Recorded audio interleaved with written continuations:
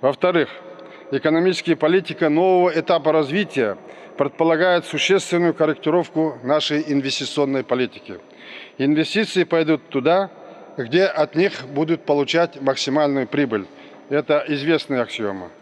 И где создаются нормальные условия для бизнеса, где незыблема частная собственность, где не меняются контрактные условия.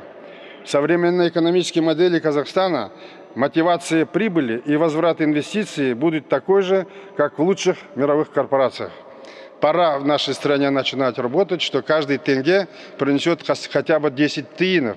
И каждая корпорация, каждая компания должна считать, что вложенные государственные деньги должны приводить прибыль.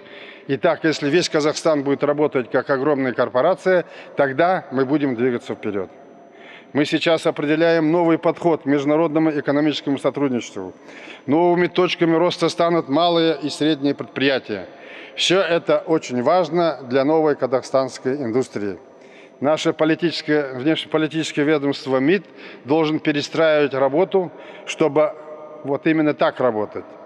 Не только фрак носить и на приемы ходить, и строить нам здания посольств там, где надо и не надо, а там, где прагматично, выгодно сотрудничать Казахстану.